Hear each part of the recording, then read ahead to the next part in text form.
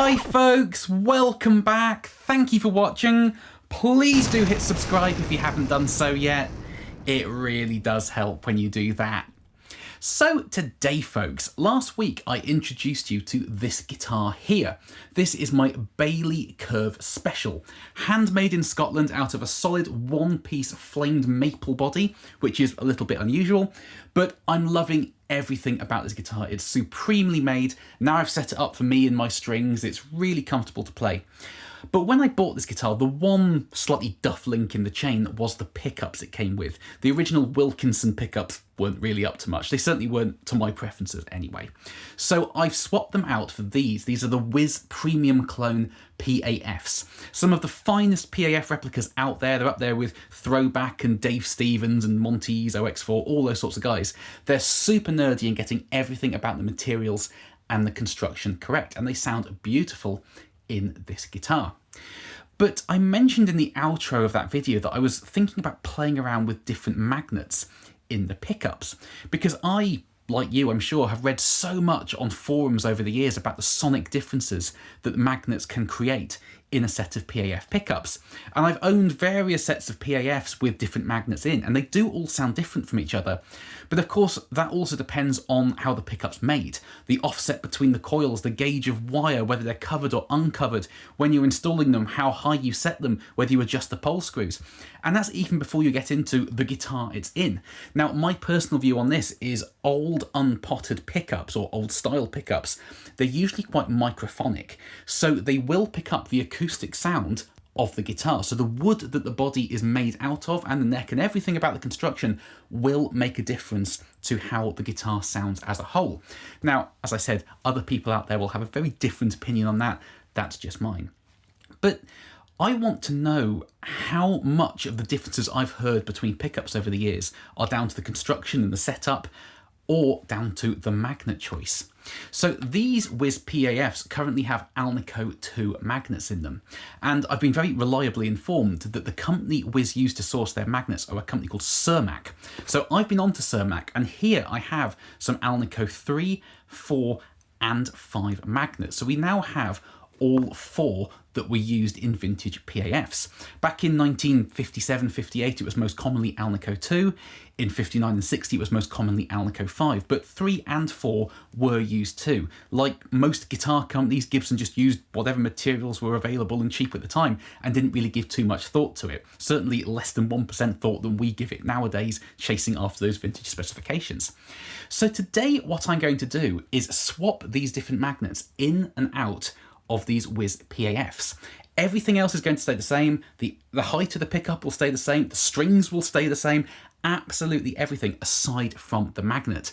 And I'm going to do a little bit of clean playing, a little bit of low to medium gain playing. As you pile gain on, differences between pickups get hidden. So I'm going to stick to lowish gain today. But I just want to find out exactly what differences the magnet choice make in these pickups and how they change the overall sound and balance of this guitar.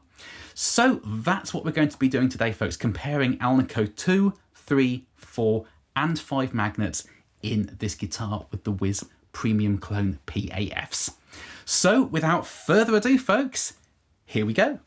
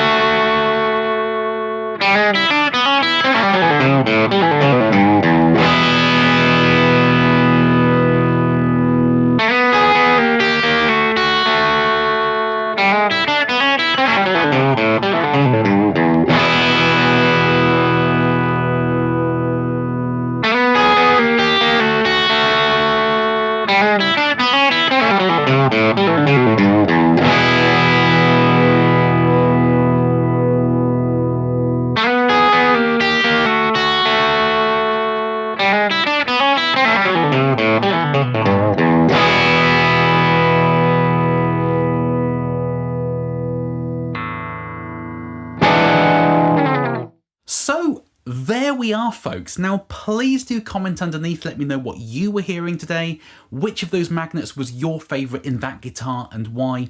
I love chatting nerdy guitar stuff with you folks down in the comment section.